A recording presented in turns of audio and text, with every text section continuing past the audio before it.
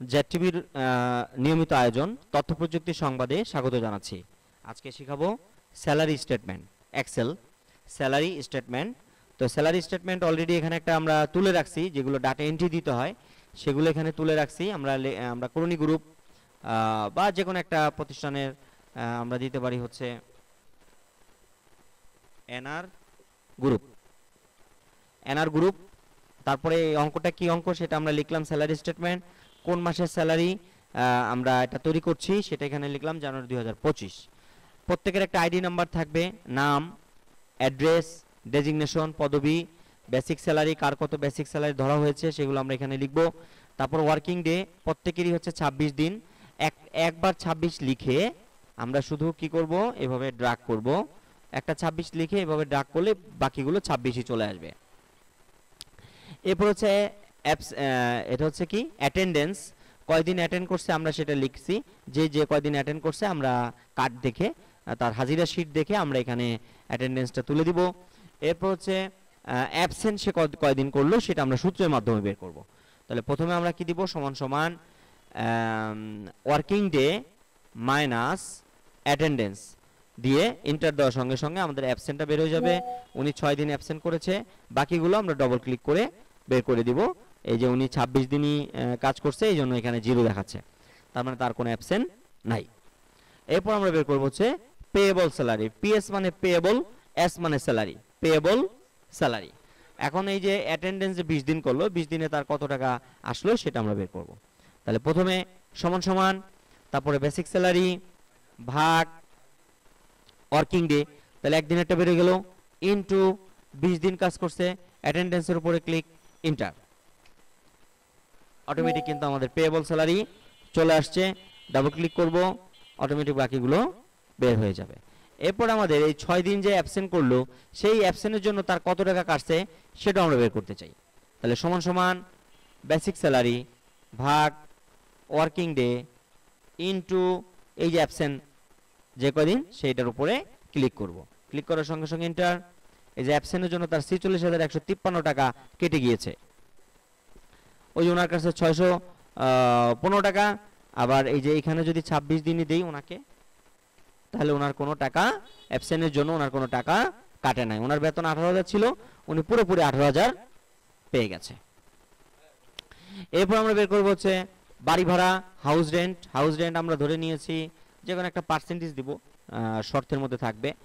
আমরা house rent দিতে পারি সমান সমান বেসিক স্যালারি ইনটু 7%, এন্টার। তাহলে 14,000 টাকা বাড়ি ভাড়া আসছে।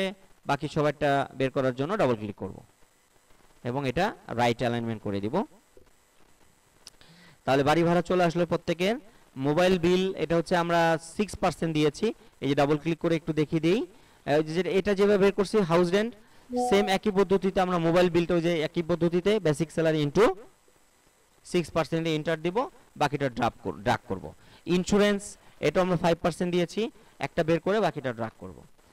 তারপরে ট্রান্সপোর্টেশন কস্ট 6% দিয়েছি, এটাও একই পদ্ধতিতে। মেডিকেল এটা দিয়েছি 7%, একই পদ্ধতিতে। হ্যাঁ, স্যালারি থেকে আমরা এই পার্সেন্টেজগুলো বের করব। অ্যাডভান্স হচ্ছে অনেকে নিবে অনেকে নিবে না, কেউ নিবে কেউ নিবে না। যারা নিবে না তাদের জন্য আমরা 0 দিয়ে দিব, তার মানে ওনারা কোনো অ্যাডভান্স নেয়নি। তো এবার আমরা সর্বোপরি টোটাল মাইনাস প্লাস হয়ে আমরা এই মাসে এই ব্যক্তিকে কত টাকা বেতন দিব, মানে সে কত টাকা সাইন করে নিবে। তাহলে আমাদের এখান থেকে বাদ যাবে কোনটা কোনটা, অ্যাডভান্স আর হচ্ছে ইন্স্যুরেন্স। ইন্স্যুরেন্সের টাকাটা প্রতি মাসে বেসিক স্যালারি থেকে কেটে রাখা হয়, যেটা রিটায়ার হওয়ার পরে কোম্পানি সিদ্ধান্ত নিয়েছে যে রিটায়ার হওয়ার পরে তাকে এককালীন অনেকগুলো টাকা দিয়ে দিব, যাতে শেষ জীবনে তার ছেলে মেয়ে নাতিপুতি নিয়ে বসে বসে খেতে পারে। তাহলে আমরা ইন্স্যুরেন্সের টাকা কাটবো। আর উনি বিশেষ প্রয়োজনে অ্যাডভান্স নিয়েছিল মাস শেষ হওয়ার আগেই, হয়তো অসুস্থ ছিল বিধায় উনি কোম্পানির কাছে আবেদন করে উনি 20,000 টাকা পারিবারিক সমস্যার জন্য 20,000 টাকা অ্যাডভান্স নিয়েছে। এই জন্য ওই স্যালারি থেকে আমরা 20,000 টাকাও কেটে রাখবো, তাকে দিব না। তাহলে সমান সমান এবার আমরা ফার্স্ট ব্র্যাকেট সমান সমান একটা ফার্স্ট ব্র্যাকেট দিব, যেগুলো উনি পাওনা সেগুলো যোগ করব, আর যেগুলো বাদ যাবে সেগুলো আমরা বিয়োগ করে দিব লাস্টে। তাহলে প্রথমে কি বেসিকটা পাবে? পাবে না, পাবে হচ্ছে পেয়েবল স্যালারিটা। ক্লিক দিলাম, যোগ। অ্যাবসেন্ট স্যালারি তো পাবে না, হাউস রেন্ট পাবে, বাড়ি ভাড়া পাবে, যোগ। মোবাইল বিল পাবে, যোগ। ইন্স্যুরেন্স পাবে না, ট্রান্সপোর্টেশন কস্ট যাতায়াত ভাড়া পাবে, মেডিকেল চিকিৎসা ভাতা পাবে। আর কিছু পাবে? আর কিছু পাবে না। আমরা ব্র্যাকেট ক্লোজ করে দিয়েছি। এবার মাইনাস দিয়ে আবার একটা ফার্স্ট ব্র্যাকেট দিব।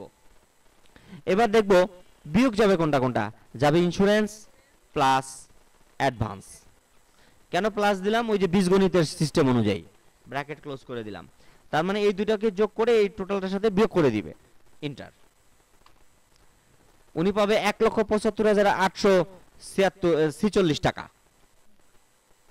এখন যদি বলে কিরে আমার বেতন তো ছিল 2 লাখ, আমার অন্যান্য সহ তো 2.5 লাখ আসার কথা ছিল, কেন আসলো না? কারণ আপনি 6 দিন কোম্পানিতে আসেন নাই দেখে আপনার 46,153 টাকা কেটে রাখা হয়েছে। আর অ্যাডভান্স নিয়েছিলেন 20,000, সেটাও কেটে রাখা হয়েছে। আর আপনি যে প্রতি মাসে 10,000 টাকা ইন্স্যুরেন্সের জন্য রাখেন, সেটাও জীবন বীমা, সেটাও কেটে রাখা হয়েছে, লাইফ ইন্স্যুরেন্স। এবার ড্রাগ করে আমরা দিয়ে দিলাম, শেষ। এই ছিল হচ্ছে আমাদের স্যালারি স্টেটমেন্ট। তো কোথাও সমস্যা? তো সবাইকে ধন্যবাদ জানাচ্ছি আজকের ক্লাসে যুক্ত থাকার জন্য। আবারও নতুন কোনো ক্লাস নিয়ে হাজির হয়ে যাব আমি শেখ জাকির আহমদ। সে পর্যন্ত সকলে ভালো থাকুন, সুস্থ থাকুন এবং নিরাপদে থাকুন। আল্লাহ হাফেজ।